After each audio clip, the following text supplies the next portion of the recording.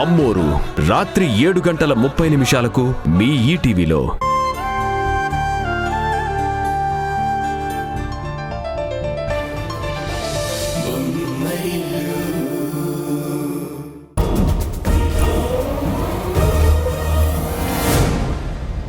ఏంట్రా మీరు చేస్తుంది? వీడిని ఇక్కడికి ఎందుకు తీసుకొచ్చారు? వెంటనే బయటికి పంపించేయండి. నాన్న,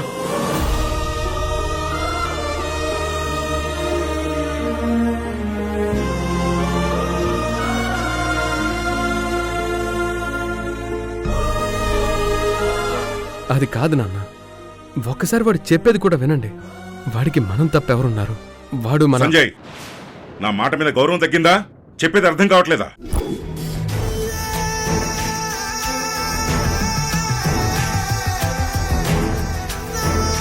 ప్లీజ్ నాన్న, జరిగిందేదో జరిగిపోయింది. దయచేసి కిరణ్ మాట కూడా వినండి. ఏంట్రా వినేది? అసలు విని నాన్న ప్లీజ్.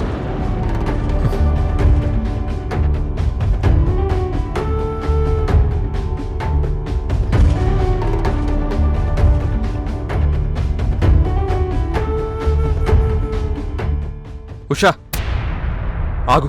నా గుండెని గుడిగా చేసి నీ కోసం తిరిగొచ్చానే, కన్నీటిని నీ కౌగిలితో కలకాలం తుడిపే. ఉషా నీతో మాట్లాడాలి.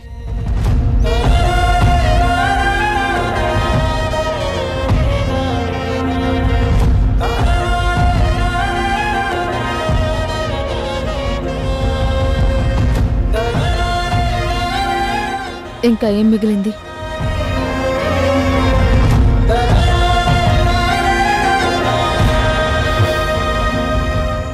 నువ్వెందుకు నేను తండ్రి కాలేనన్న నిజాన్ని దాచావు?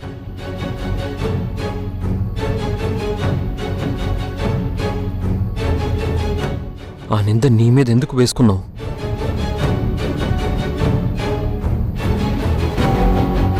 ఎందుకంటే మీరు నిజం తెలిస్తే తట్టుకోలేరు కాబట్టి.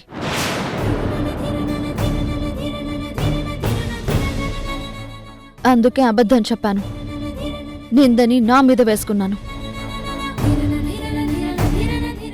దానికి మీరిచ్చిన బహుమతి ఏంటో తెలుసా? నువ్వు తప్ప నాకు జీవితం లేదని చెప్పిన మీరు పల్లవి రూపంతో వచ్చిన నిషాతో సంబంధం పెట్టుకోవడం, అంకిత్తో వైజాగ్కి వెళ్తున్నానని అబద్ధం చెప్పి నిషాతో ఇక్కడే చట్టాపట్టాలేసుకుని తిరగడం.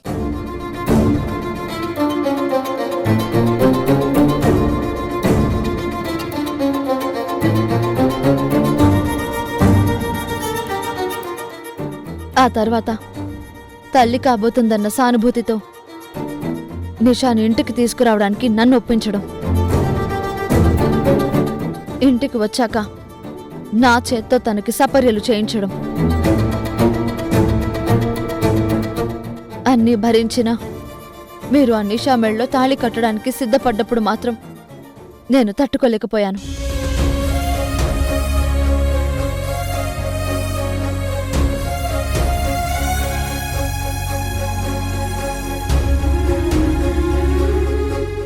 నేను చేసింది తప్పే ఉషా, కానీ అది కావాలని చేసింది కాదు. పరిస్థితులు నాతో అలా చేయించాయి. అదే నేను చెప్పేది. పరిస్థితులను బట్టి మారే మనిషితో బతకలేనని మీతో బంధాన్ని తెంచుకుని వచ్చేశాను. ఇప్పుడు కూడా మీరిక్కడికొచ్చి నన్ను ఇబ్బంది పెడితే నేను ఇంటి నుంచి శాశ్వతంగా వెళ్లాల్సి వస్తుంది.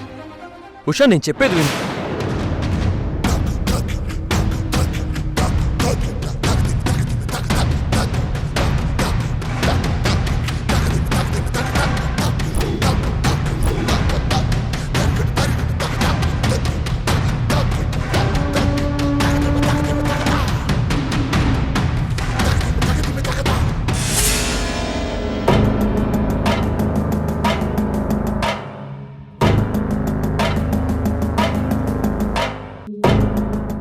కిరణ్, తను చెప్పిన సమాధానం విన్నావు కదా? మర్యాద ఇక్కడి నుంచి వెళ్ళిపో, లేకపోతే కొడుకుమని కూడా చూడను. ఏమిటో ఈ అలజడి నా గుండెలో, ఇది 100 బాధలే కలిసి పెట్టిన నొప్పిరో. గాయమై మండుతోంది ఇది మారుతుందని ఆశతోనే బతకనా ఎవరితో చెప్పను ఎవరిని నిందించను జాలి మరిచి దేవుడేసిన శిక్షణ ఏడ్వనా నే నవ్వనా కర్మని వదిలేయనా జరిగిన ఈ ఘోరమే నే తలుచుకుంటూ కుమలనా బాధనే దాచేయనా బతకనా నే చావనా గుండె పగిలే నొప్పి దాచి నవ్వనా నేను ఎడవనా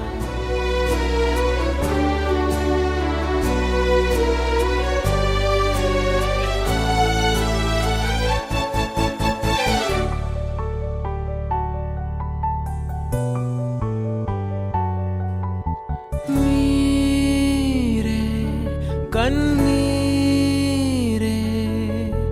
పొంగే ఓ సాగరమే అయి ఏది దారేది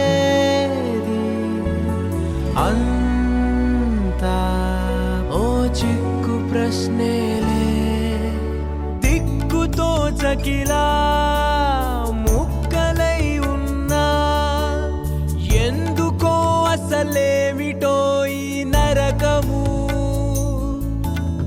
రగిలిపోతున్నా రాయినై ఉన్నా దేవుడా ఏమిటి నా పాపము ఇంత శాపము నవ్వనా నే ఏడ్వనా రాతని వదిలేయనా జరిగిన ఈ ఘోరమే నే తలుచుకుంటూ కుమలనా బాధనే దాచేయనా మనసునే ఓదార్చనా గుండె పగిలే నొప్పి దాచి నవ్వనా నేను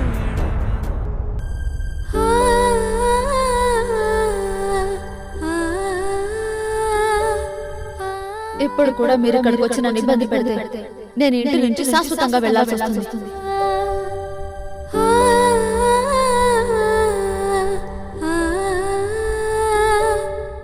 ఏంట్రేను నిన్ను కలిసి చాలా రోజులైందని చెప్పి నీతో హ్యాపీగా మాట్లాడాలని నేనొస్తే నువ్వు మాత్రం ఇలా డల్గా ఉన్నావు. త్వరలోనే నువ్వు మా ఇంటికి వచ్చేస్తావు. ఇలాంటి టైంలో హ్యాపీగా ఉండాల్సింది పోయి ఇలా నీరసంగా ఉంటే ఎలా? అసలేమైంది?